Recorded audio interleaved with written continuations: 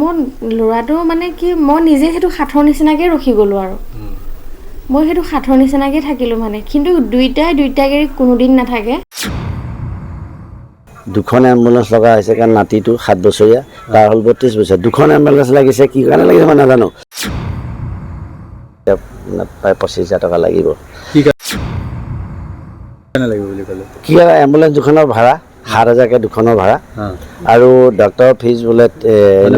মৰণোত্তৰ পৰীক্ষা যিটো বিহালীত ডক্টৰৰ কাৰণে 6,000 আৰু চুইপাৰজনৰ কাৰণে 4,000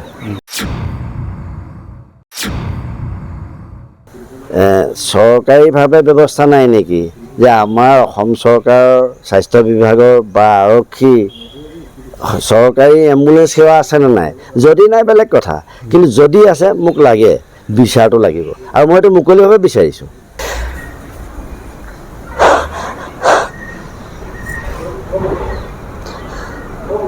পৰিস্থিতি যোৱা 7 নৱেম্বৰত যিটো দুৰ্ঘটনা সংঘটিত হ'ল সেইটো অসমবাসী গমেই পাইছে আৰু তাৰ পিছৰ পৰিস্থিতিটোহে আচলতে মোৰ লক্ষণীয়ভাৱে মই বিবেচনা কৰিছোঁ কাৰণ সন্ধ্যা 6 বজাত মই থানাত ইনফৰ্ম কৰাৰ লগে লগে মৌখিকভাৱে ইনফৰ্ম কৰাৰ লগে লগে যিটো তৎপৰতা আৰম্ভ কৰিলে 7 নৱেম্বৰ দিনা সন্ধ্যা 6 বজাত মই ইনফৰ্ম কৰিছোঁ লগে লগে কৈছে যিটো তৎপৰতা দেখুৱালে মই ভাবিছোঁ যে মই অন্ততঃ শান্তি এটা পাম ল'ৰাটোৱে যেতিয়া স্কুটিখন লৈ উদ্ধাৰ হৈছে কাৰণ ইয়াত এইটো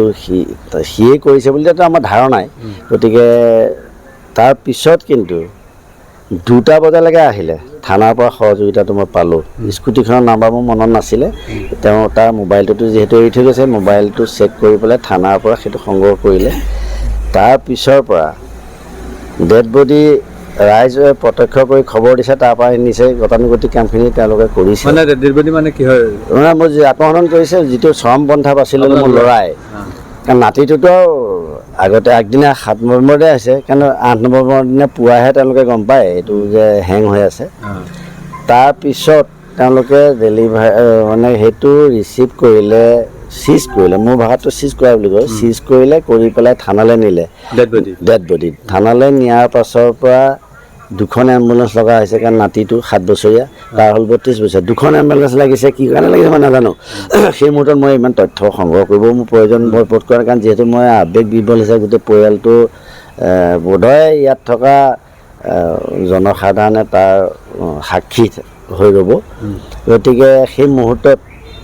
8 তাৰিখৰ দিনা যেতিয়া 11-12মান বজাত আহিছে থানাৰ পৰা মোৰ পৰিয়ালৰ মানুহ আহিছে যে গাড়ীৰ কাৰণে তালৈ যাবলৈ হ'লে এতিয়া প্ৰায় 25,000 টকা লাগিব কি কাৰণে লাগিব বুলি ক'লে কি এম্বুলেন্স দুখনৰ ভাড়া 7,000 কে দুখনৰ ভাড়া আৰু ডক্টৰৰ ফিজ বোলে মৰণোত্তৰ পৰীক্ষা যিটো বিহালীত ডক্টৰৰ কাৰণে 6,000 আৰু চুইপাৰজনৰ কাৰণে 4,000 টোটেল 25,000 টকা মই সংগ্ৰহ কৰি সেই মুহূৰ্তটো মই যিহেতু মোৰ নিজৰ সন্তান যি নকৰক যি চৰমপন্থাই বাছি লওক বা দুৰ্ঘটনা সংঘটিত হৈ কিন্তু মোৰ দায়িত্বত আছে পিতৃ হিচাপে শেষকৃত্য সম্পন্ন কৰা সেই সুবিধাকণ আচলতে মই ল'ব বিচাৰিছিলোঁ কিন্তু তাৰ বিনিময়তো আকৌ 25,000 টকা এটা মই দিছোঁ কিন্তু মই আচলতে আৱেগিক এইটোৱে হৈছোঁ যে চৰকাৰীভাৱে ব্যৱস্থা নাই নেকি যে আমাৰ অসম চৰকাৰৰ স্বাস্থ্য বিভাগৰ বা আৰক্ষী চৰকাৰী এম্বুলেন্স সেৱা আছেনে নাই যদি নাই বেলেগ কথা কিন্তু যদি আছে মোক লাগে বিচাৰটো লাগিব আৰু মই এইটো মুকলিভাৱে বিচাৰিছোঁ এইটো মোৰ ব্যক্তিগত কাৰণে মইতো ন' ডাউট মই টকা পইচা দিছোঁ আৰু কি পাৰোঁ মই দিওঁ শেষেই হ'লোঁ আপুনি দিব পৰা মানুহ হয় মই দিব পৰা মানুহ নোৱাৰো নহয় কাৰণ সেইটো মই দিব পাৰোঁ নহ'লে ল'ৰাই সেইটো অৱস্থালৈ নগ'লে স্কুটি এখন লৈ যোৱাৰ মই গুৰুত্বটো তাত দিয়া নাই কিন্তু মই এইটোতহে গুৰুত্ব দিছোঁ কিয় অৱহেলিত হ'লোঁ ৰাস্তাৰ কিনাৰত দাঁতি কাষৰীয়া SDO চিভিলৰ 1.5 কিলোমিটাৰ নহয় আজিলৈকে প্ৰশাসনৰ বা আৰক্ষী ফালৰ কোনো ধৰণৰ তৎপৰতা নেদেখি পেলাই 11 দিনলৈকে বাট চালোঁ স্কুটিখনৰ সন্ধানটো দূৰৰে কথা আজিলৈকে স্কুটিখন নাই সন্ধানেই পোৱা নাই আৰু এতিয়া উপায় নাপায় মই এইটো ভাবিছোঁ যে স্কুটিখনৰ লগত হয়তো কোনোবা জড়িত হৈ আছে যাৰ কাৰণে তেওঁ কি কাৰণত নাজানো বোধহয় স্কুটিখনৰ চাবিটো পাইছে নেকি? চাবিটো আছে তাৰ পকেটত আছে। মানে আপোনাৰ ল'ৰা যেতিয়া হৈছে সেই পৰ্যায়ত পাইছে বুলি মই জানো, মোক কোৱা কথা, কিন্তু মোক আজিলৈকে মই পিতৃ হিচাপে তাৰ তথ্য মই পোৱা নাই। এই যিটো আপুনি 25,000 টকাৰ কথা ক'লে, ডাক্তৰক দিব লাগিছে, এম্বুলেঞ্চত দিব লাগিছিল, আৰক্ষীয়ে দিব লাগিছিল। নাই সেইটো আৰক্ষী, সেইটো মই কেতিয়াও ক'ব নোৱাৰিম, কাৰণ মই আৰক্ষী নামটো তাত টনাই নাই। মই আৰক্ষীক ক'ত টানিছোঁ? মই তেওঁলোকৰ মোৰ এই যে অনুসন্ধানত গাফিলতি হৈছে বুলি মই ধাৰণা কৰিছোঁ। যদি মোৰ ল'ৰাৰ পকেটত যদি নকলখন থকা বুলি গম পালেহেঁতেন, আৰক্ষী দিনীয়াতে ঘূৰিলেহেঁতেন, মৰাৰ পাছত বিচাৰিলেহেঁতেন, কাৰণ নকলখনত টুকুৰা হ'লেও পালেহেঁতেন বা স্কুটিৰ ভিতৰত কিবা এটা বিচাৰিলেহেঁতেন। আৰু ল'ৰাৰ পকেটত কি আছে মই নাজানো, 1,000 নে কিমান টকা ওলাইছে, তাৰ পাছত যথেষ্টখিনি পইচা থাকে। গতিকে মই তেনেকৈ ধৰণৰ ভবা নাই, কিন্তু কথাটো মই আৱেগিকভাৱে এই কথাটো মই টানিহে আনিছোঁ। কিন্তু মই আজি আৰক্ষীৰ ওপৰত সেই দোষটো দিব বিচৰা নাই, কিন্তু মোৰ মনে কয়, মোৰ সন্দেহ হয়, কাৰণ তেওঁলোকৰ যিটো দৃষ্টিভংগী, তেওঁলোকৰ তেওঁলোকৰ যিটো এক্টিভিটিছ, সেইটো মই বাধ্য হৈছোঁ। কাৰণ দুটাকে সন্তান অসমত বিৰলেই হ'ব কিজানি। মোৰ নিচিনা এজন দুৰ্ভগীয়া পিতৃয়ে যিটো আঘাত পাইছে, এই মুহূৰ্তলৈকে মোৰ প্ৰশাসন মানে মোৰ নিজা মানুহ, মোৰ পৰিয়ালৰ মানুহ। গহপুৰ প্ৰশাসন মোৰ পৰিয়াল, আৰু গহপুৰ থানাৰ আৰক্ষী হ'ল মোৰ ককাই ভাই। আজিলৈকে খবৰ নাই। এই 7 তাৰিখৰ দিনা ৰাতি কিন্তু 2টা বজালৈকে আছে। তাৰপিছৰ পৰা 12 দিন উতলি যোৱাৰ পাছত মই এই কথাখিনি চালি যাইছে যে মই ভাবিলোঁ, কাৰণ মইতো এজন পপীয়া পুত্ৰ পিতৃ হ'লোৱেই।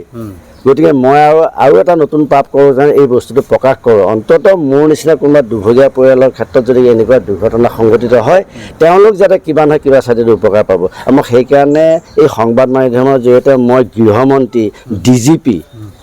আৰু স্বাস্থ্যমন্ত্ৰীৰ পৰা জানিব বিচাৰিছোঁ, যদি এম্বুলেঞ্চ সেৱাৰ কিবা যদি চৰকাৰীভাৱে ব্যৱস্থা আছে, ৰাইজক মুকলিভাৱে জনাওক। মই জনাটো দূৰৰ কথা, মোৰতো 5/30 মোৰতো গ'ল। মই তাৰ কাৰণে মোক চৰকাৰে তাৰ ক্ষতিপূৰণ মই কিন্তু বিচৰা নাই, মই আৱেগিক হৈ সেইটো কৰা নাই। কিন্তু ভৱিষ্যত নিৰাপত্তা মুখ্যমন্ত্ৰীৰ ওপৰত আহ্বান মোৰ এটাই আছে, তেখেতৰ নিচিনা এজন সুদক্ষ মুখ্যমন্ত্ৰী থকা অৱস্থাত তেওঁৰ হাতত যে গৃহ বিভাগ আছে, এই গাফিলতি হোৱাটো মই অতিকে মৰ্মাহত হৈছোঁ।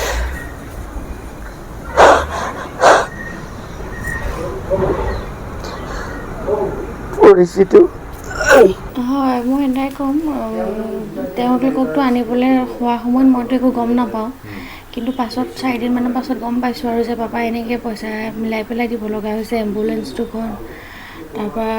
তাত চুইপাৰ খৰচ, ডক্টৰৰ খৰচ, তেনেকৈ বুলি। তাৰপিছত 25,000 টকা লৈছে তেওঁলোকে, চব মিলাই মেলি পেলাই ঘৰলৈ অনালৈকে। তাৰপিছত হেৰি কৰি পেলাই, যদি আমাৰ লগত এইটো হৈছে, যদি বেলেগ দৰিদ্ৰ সীমা মানুহৰ লগত বা দিব নোৱাৰা মানুহৰ লগত যদি তেনেকুৱা হয়, সেইটো ধৰক কেনেকুৱা হ'ব। আমি ধৰক য'ৰ পৰা মিলাই হ'লেও সেইকণ সময়ত মেনেজ কৰি পেলাই পাপাই কৰি পেলাই দিছে, আমিতো একো গমেই নাপাওঁ, এতিয়া পাছতহে গম পাইছোঁ। চৰকাৰক কওঁ যাতে সেইখিনি কাৰো লগত নহওক বা তেনেকুৱা কাৰো লগতে নকৰক, সেইটো যাতে গুৰুত্ব দিয়ে। আৰু অসম আৰক্ষী বিভাগক এইটোৱে ক'ম, আজি 14 দিন হৈ গ'লগৈ, তেওঁলোকে স্কুটিখনৰ কোনো যোগাযোগ নকৰিলে, বা তেওঁক কোনোবাই নি কিবা কৰিলেই নে, স্কুটিখনৰ চাবিটো তেওঁৰ পকেটত আছে, স্কুটিখন নাই। আজি আমাৰ ঘৰৰ কাষতে হয় সেই ঘটনাটো, সেইটো বিচাৰ কুচাৰ চলাব লাগিছিলে। তেওঁলোকে যাতে সেইটো আগবঢ়াই চলাই যাতে আমাক উদ্ধাৰ কৰি দিয়ে। স্কুটিখন আমাৰ ডাঙৰ বস্তু নহয়, কিন্তু তেওঁলোক ক'ত থ'লেগৈ, কি কৰিলে, সেইখিনিওতো আমাৰ জানিবলৈ ইচ্ছা থাকে। তেনেকুৱা মানে এতিয়ালৈকে যে ইমান ওচৰতে স্কুটিখন থাকিও পোৱা নাই, তেনেকুৱা মনলৈও আহিছে ধৰক, কি হ'ল, কাৰোবাৰ লগত গৈছিলেই নে, কাৰণ ঘৰত ফোনটো থৈ গৈছে, তেওঁ কাৰোবাৰ লগত কণ্টেক্ট কৰি কিজানি ফোন চোন কাটি মেলি এনেকৈও যাব পাৰে। আৰু কিছুমান গাঁৱৰ মানুহে মানে আমাৰ দলঙৰ ইফালে শুনা মানুহে কৈছে, সি লগত কোনোবা গৈছে, এনেকৈ শুনিছে, তই যি কৰিলি পুলিচক ধৰা দি দে, এনেকৈ বুলি শুনিছে। পাছত আহি মানুহবোৰে আমাক কৈছে, কিন্তু এতিয়া কিমান দূৰ সত্য কি কথা নাজানিম নহয়। এনেকুৱা আমাৰ লগত যিখিনি অৱহেলা কৰিছে, বেলেগ কাৰো লগত নকৰে যাতে, আৰু সকলোকে সমানে হেৰি চাই যাতে। আৰু আমাৰ লগত যি স্বাস্থ্য বিভাগৰ হওক বা এম্বুলেঞ্চৰ কাৰণে যি পইচা ল'লে হয়, সেইবিলাক যাতে চবৰ ওপৰত চকু ৰাখে, ভালকৈ কৰে চাগে। মোৰ ল'ৰাটো মানে কি, মই নিজে সেইটো সাঁথৰ নিচিনাকৈ ৰখি গ'লোঁ, আৰু মই সেইটো সাঁথৰ নিচিনাকৈ থাকিলোঁ মানে। কিন্তু দুইটাই দুইটাকে কোনোদিন নাথাকে। য'তে যাওঁ বাপেকৰ লগতহে সি স্কুটিখনত যাবলৈ বিচাৰে সেই বাপেকৰ মানে অতি প্ৰিয় মানে